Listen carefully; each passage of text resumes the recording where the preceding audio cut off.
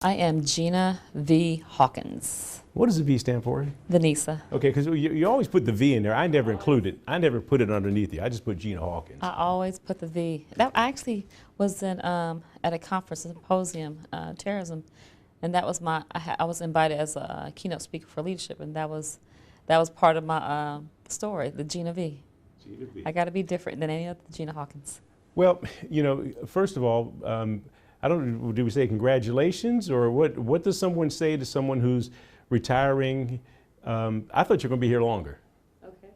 So I guess it's congratulations. How do you feel about your decision to leave now, and why now? Well, it's no Mr. Gilbert. I actually made a commitment to the city manager for 5 years, and leaders always look at goals and accomplishments, and I've completed my 5 years, so that's what it is. I mean, is that simple? It's honestly that simple. It really is. My mission is always going to be about public safety. My mission is always going to be about what's best for the community. It's been tied to my profession of 34 years, and I have to, for my mission, wait for God to tell me what's next. In the meantime, I'm still working. Well, the job is never done, I don't think, no matter where you end up or what you do. Policing is an evolving profession. Absolutely. And you know that better than anyone after what we've been through with George Floyd and all the stuff in Fayetteville. Let's reflect a little bit. Okay. And let's think back, because as we were talking a second ago, I remember going to Atlanta 5 years ago, about almost to the date, to interview you in Atlanta when it was announced that you were going to be the next police chief. And the thing I remembered about you in Atlanta was the enthusiasm to which you were ready to accept this position. Yeah. And I still kind of see that enthusiasm there. Has it waned? Oh, it's crazy. I'm still hyped about this profession, about the people, about serving, about the community. It hasn't waned. I am still full of energy, still excited, still working. Still trying to help us as a community figure out what's going on in society. I think everybody's trying to figure that out right now. So you talked about a commitment to the city manager to complete certain goals, yeah. And you've completed your mission. Absolutely. What have you completed? What were those goals, and what were you trying to do? Ooh, I believe there's been a lot, but reflecting back, I think it's going to be change and transformation. There was a lot of changes that have occurred, but ultimately staying on mission about what's best for Fayetteville, my community, the people who serve, the safety of it, and how do we do that? So I think we've done a lot regarding change and transformation successfully. You know, you and I have talked in the past about where policing is headed. Mm-hmm. A lot of community policing. A lot of officers who've been in the profession for some time were trained during the 70s when there was a big push to just get criminals off the street, lock them up, knock them out, do what you have to do. That just doesn't work today. And there's some resistance to that change that you've run into. Talk about that a little bit.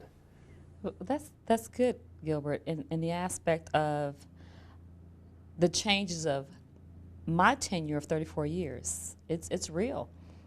There are still foundational things that exist, operating out of the law with best practices and policies. But these are different times. And when I first came in 2017, we were facing different times in law enforcement. And I believe, true to form, being able to adjust and listen to the community and listen to everyone to see what is it that we need to change. Reform has always been a part of law enforcement. And I think the new energy of new servant leaders who joined this profession, the new conversations that have to happen, collaboration, community public safety, has to incorporate the entire community to listen, to collaborate, and to say what is best for us. That's a good concept. Yeah. But when you have law enforcement officers who have done it a certain way for some amount of time, it's difficult to make that transition. Change is difficult. Yeah, and you've experienced that. How not only you, how do other police chiefs all over the country make that transformation so that policing is looked upon as a viable part of the community, not the enemy of the state? So Gilbert, I believe that we all know where law enforcement started, right? The history of law enforcement. Change is always hard for people who don't want to change. But for people who truly want to become better as a whole, we have to adapt. I'm a collaborator, and I've been through many communities that you have to listen and be adaptable. And then you have to address if there are people who don't want to change, and give them options in regards to this might not be the profession. This might be time for people to retire. This might be time for people to get out the profession. And then as you invite new people into the profession, you really look at what's important. Character's number one for me. You can train skill, you can train on the law and teach, but if you don't have a foundationally good character, this is not the profession. And I'm excited because I see where you can have accountability and a good character to serve the community. And it's really exciting to watch new officers come on, new energy come on, and everyone understand where we're coming from. We're coming from 21st century policing, being able to train and to be the best we can be for our community. Yeah. How did George Floyd change you or change policing? For policing, George Floyd, I believe, unveiled a lot of existing truths. It was a pressure point, I believe, for the community once again, because we've had pressure points in the past. But it was a pressure point for the community to really get loud, that required everyone to really listen and accept the disparity for the marginalized communities, to accept there's going to have to be change, there's going to have to be acknowledgement of all of our systems in order for us to get better. And I think it changed because everyone leaned in and they're really paying attention now.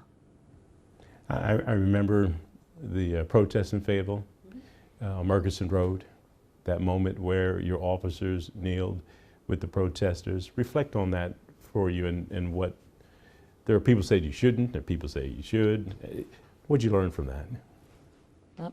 Let me clarify what you're asking. Well, there was the moment where They kneeled. they kneeled.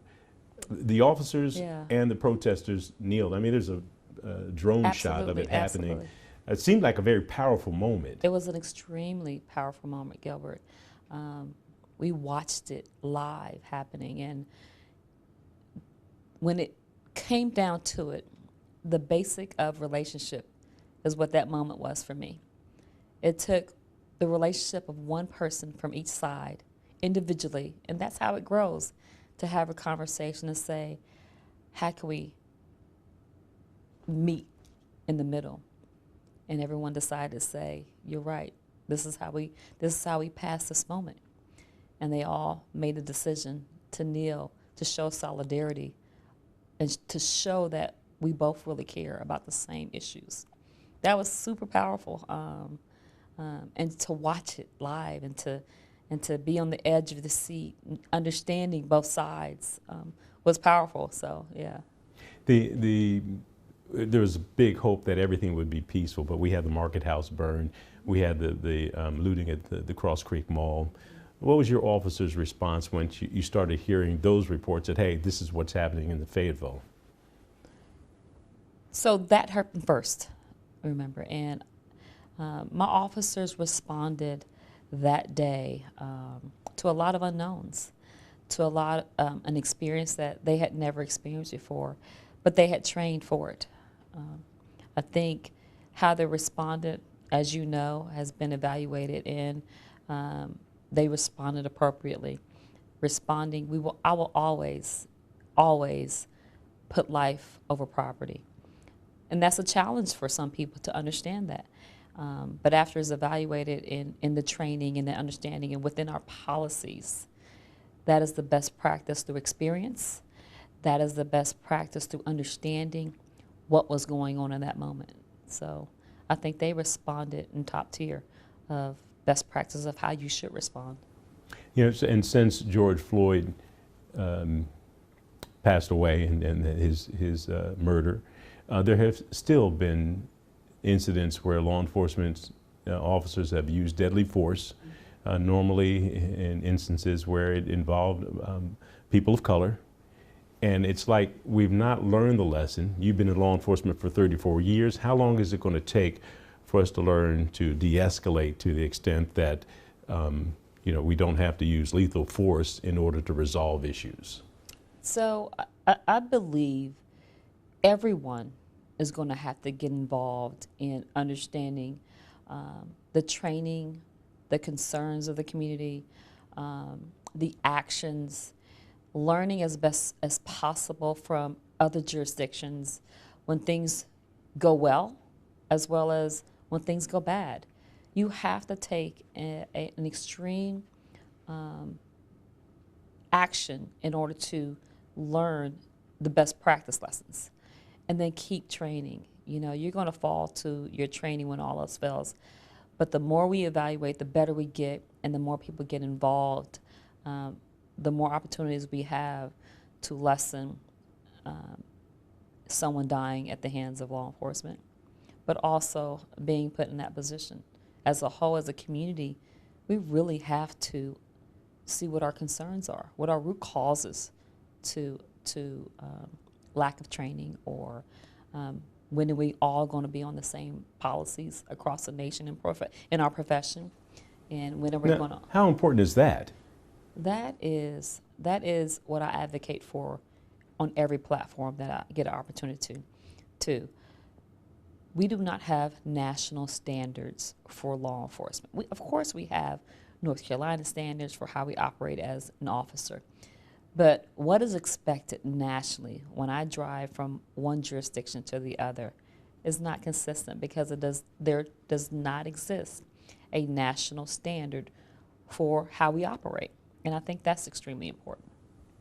Is it frustrating to you, as much as you try to work on training new officers and getting everyone on board a little bit more with community policing, that there's not enough focus on the good that officers do every day, and you have one incident that may happen anywhere in the country, and it brings like you back down 500 years from where you've advanced? Talk about that a little bit and the impact that has on the morale of officers who are trying to do a good job. I agree to the aspect that it is frustrating to know the good work that is done in this profession. Every day there is officers serving with the highest of integrity, with the community, the care of the community on their mind first, and then you might have an incident that happens across the nation that impacts you. I'm gonna say we need to do better sharing those stories and sharing with the community what it is holistically what we do, and inviting the community to be a part of the organization as well, and to have a say-so and being aware of what we do in our profession. But there are, like you said, many times that we are doing an amazing job protecting the community, and then you see a bad decision get made, or an egregious decision occur, or an egregious act occur. And then it's sad, because I shake my head and know that we have best practices, or we have policies that prevents things like that from happening. So we are on the forefront. We're accredited as a department, but then you see other departments in other cities that are doing things that are so behind 21st century policing. It's very discouraging. Now, how's Fayetteville doing? You know, you've shown me numbers about crime going up or crime going down.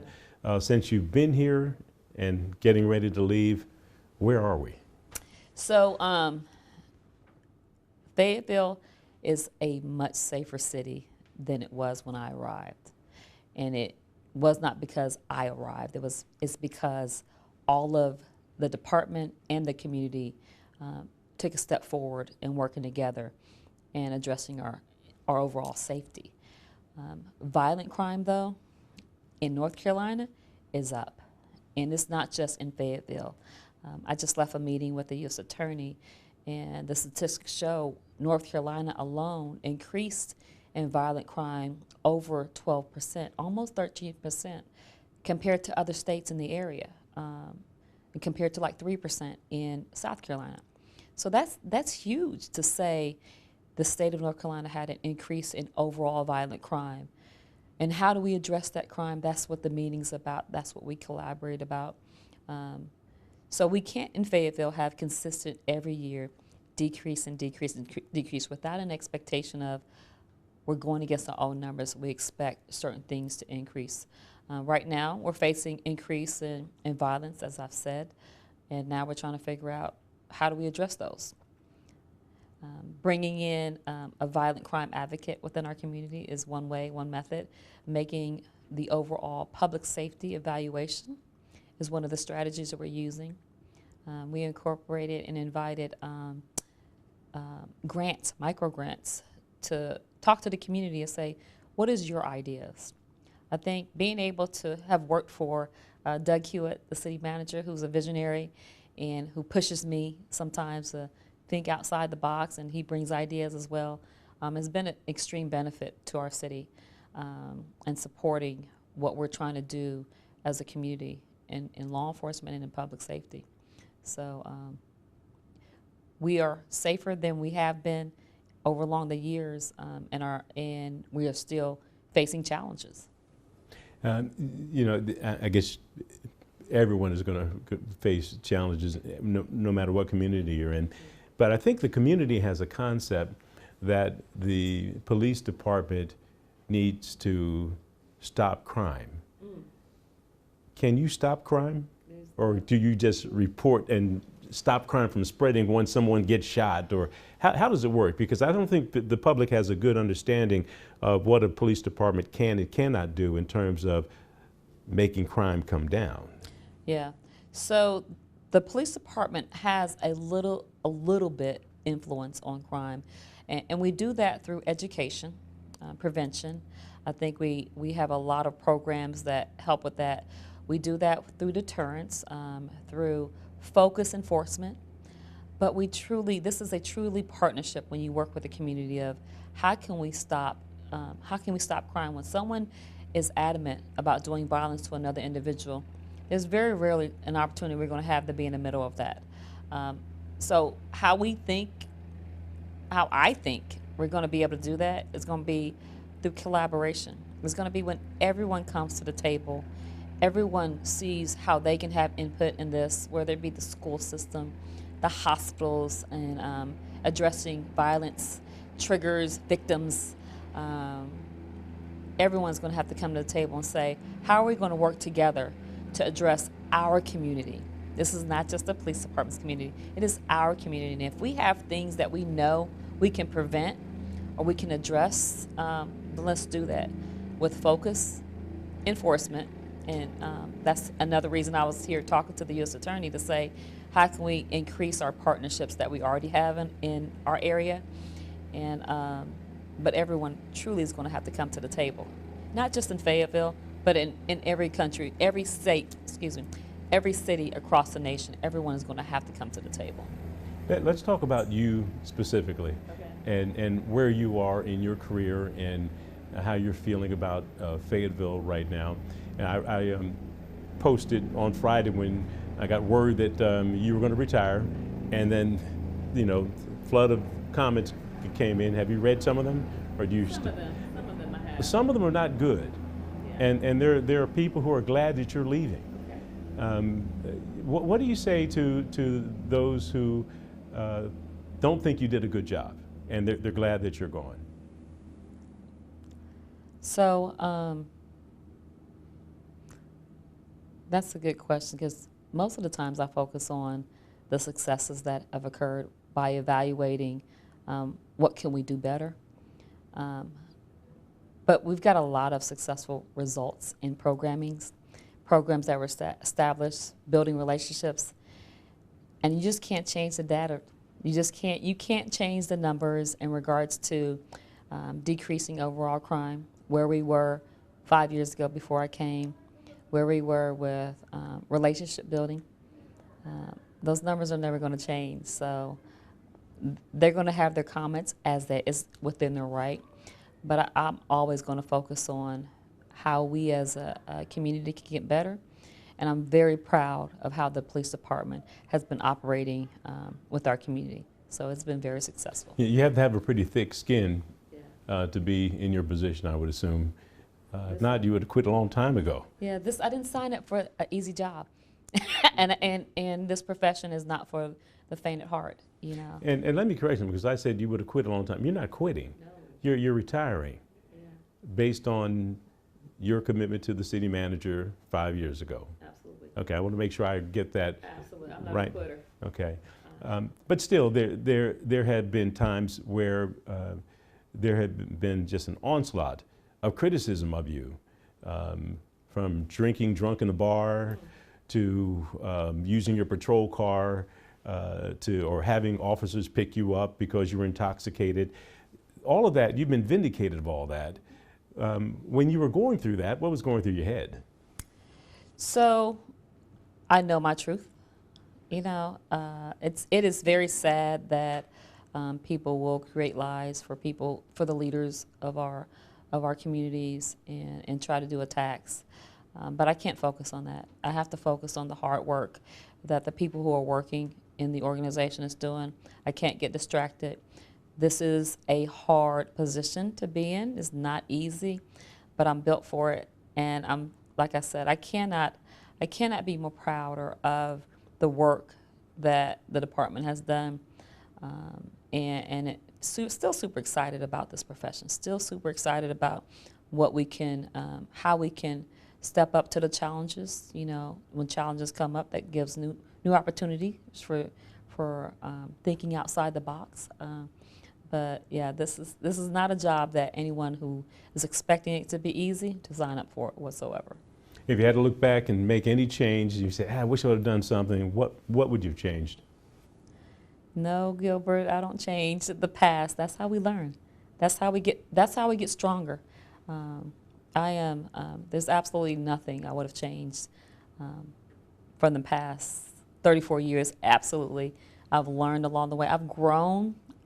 I've made great relationships, great collaborations that will continue on. The only thing that's retiring is my title. So my friendships that I've made and the relationship I've built will last forever. That's the second time you said that. So the title is retiring. So I'm assuming that you are still going to do something somewhere, probably in law enforcement? This is my mission. This is it's no secret. I've shared this before. I'm strong in my faith. So part of my mission is being a part of all my experiences, getting it together to wait for what God has for me. So you are one of several female police chiefs in this area at the same time. What does that say about the profession, and what message does it send to young ladies? Hopefully it sends the message that keep working hard. Keep working hard. It's not going to be easy, but hard work will make you successful. And you have support. You know, all the prior chiefs or existing chiefs, we're all friends. We understand challenges, but I also have a lot of male chief friends that have the same challenges. We have a little bit different as women, but because we work hard, we're prepared. And the thing I left out is that all of the chiefs were women of color. What message does that send to young girls thinking about being in the profession? I hope it sends the message that if you want to serve, you too can do it. And if you need help, give me a call. and I'll help you along the way as well, whatever I can. Because those new young girls or young women, they're our future, and it is my responsibility to help prepare them for whatever position they want to get to in the future. I'm here for them. All right, I've shot a documentary here, but I do want to give you a chance. Is there anything else you want to add that I just didn't ask about or that you really want people to know? Other than they should be extremely proud of the Fayetteville Police Department. They had a lot of challenges that were thrown at them through unknown, but because of their training experience, they met the challenges and successfully. And they're still building relationships within our community.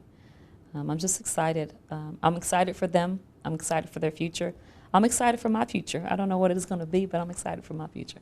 You know, and you had to deal with COVID. That was a left-hand curve that no one expected, especially in policing. How did that change your officers? And you had to keep doing what you had to do. So that was one of the hardest things, I think, because we know how to face suspects. We even know how to face things like fires or attacks. The unknown of COVID was really a huge challenge of how do you protect people from an unknown that can't stop working. And we didn't stop working as a police department. We kept working with all the challenges. When people worked from home, we still responded. We still went out and helped individuals. We couldn't go home. So, you know, that was a really big moment of that I'm very proud of the men and women. And it's just not the sworn officers. Inside my department, the non-sworn showed up and made sure things were operating continuously. So that was a cool moment. Are you going to be part of the transition with the city manager trying to bring on the next person? How's that going to work? I am open, and I'm going to help in every aspect that's needed. We have a strong foundation of leaders already here. I would expect many of them to apply, but I know that the city manager is going to make a national search, so I'm here to help in any way that I can to make sure it is still a smooth transition. This is my city, this is my police department, and you know, this is like my kid. You know, I don't want to just hand it off to anyone, but I will. They have to grow up too. So I think the growth of the city is very exciting. You have more people moving into Fayetteville because of not just the baseball stadium. You have major corporations coming into the city, a lot of growth occurring. So I think the city is growing and it has a lot of opportunities, so that's very exciting. You think about the expansion of changing Murchison Road. You think about the new chancellor doing an amazing job, you know, in Fayetteville, bringing national notoriety to our community.